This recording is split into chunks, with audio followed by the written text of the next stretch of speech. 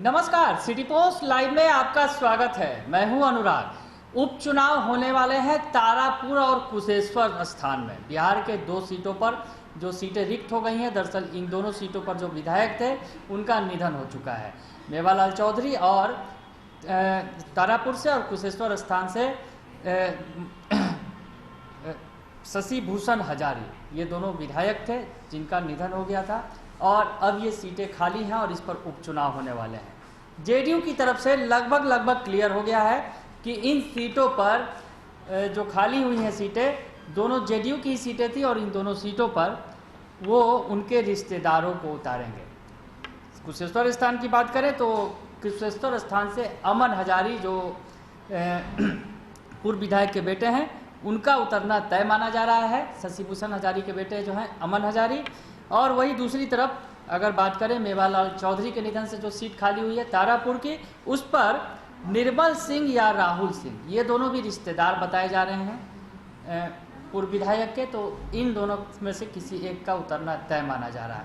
यानी सेंटिमेंट वाला गेम जो है जेडीयू खेलेगी। ये बड़ा गेम है क्योंकि जिस तरह से विधायकों का निधन हुआ और उसके बाद अब जो है उनके परिवार के लोगों को उतार कर कहीं ना कहीं जो लोगों की भावनाएं जुड़ी हुई हैं पूर्व विधायकों से, उसे वोट में तब्दील करने की कोशिश जेडीयू की तरफ से की जाएगी। ये रणनीति साफ हो गई है। जी हाँ, और इस बीच लोजपा की तरफ से भी ऐलान कर दिया गया है कि लोजपा भी इन दोनों सीटों पर अपने कैंडिडेट उतारेगी। दरअसल चिराग पासवान की बात कर रहे हैं। चिराग पासवान का जो गुट है वो इन सीटों पर अपने कैंडिडेट उतारेगा। यानी जेडीयू का खेल बिगाड़ने की पूरी तैयारी है। इस बीच तेजस्वी यादव का भी बड़ा बयान आया है इन दोनों सीटों को लेकर। पहले आपको वो बयान सुनवाते हैं, सुनिए। और तारापुर में जो होना है, क्या वहाँ पर आरजेडी कैंडिडेट देगी तेजस्वी जी? हम लोग तो एक जगह लड़े थे, महागठबंधन है और निर्णय जो है सामने आ जाएगा। जो 2 सीटों पे, एक सीट पे कांग्रेस लड़ी थी, एक पे आरजेडी लड़ी थी।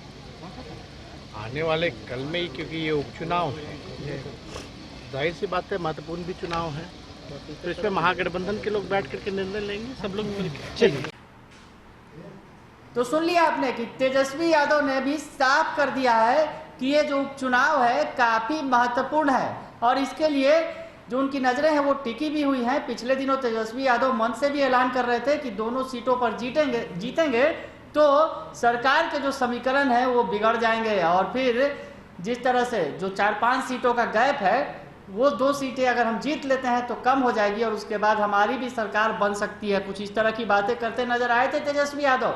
और आज जो बातें उन्होंने कही हैं आप सुने होंगे तो समझ गए होंगे कि तेजस्वी यादव इन दोनों उपचुनाव को महत्वपूर्ण मानकर चल रहे हैं। और एक सीट आपको बताएं, कांग्रेस की सीट है, कुशेश्वर स्थान की सीट कांग्रेस यहाँ से लड़ी थी और तारापुर में आरजेडी कैंडिडेट ने ताल ठोका था। तो अब कहीं ना कहीं तेजस्वी यादव की मंशा है, क्योंकि चुनाव महत्वपूर्ण है। इशारों में वो बता रहे हैं कि चुनाव महत्वपूर्ण है, ये मौका वो गंवाना नहीं चाहते हैं। तो वो चाहते हैं कि इन दोनों सीटों से आरजेडी लड़े।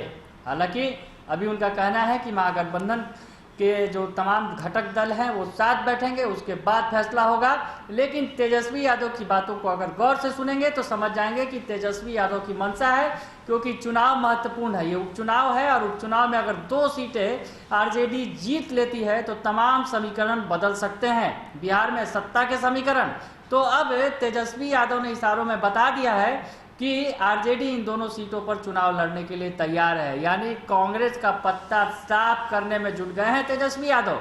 तो पार्टियों की मंशा साफ हो रही है, दिख रही है। जेडीयू का समीकरण भी सामने आ गया। जेडीयू जो है भावनाओं उनके रिश्तेदारों को उतारकर जो है जनता से वोट बटोरने की जुगत में लगी है।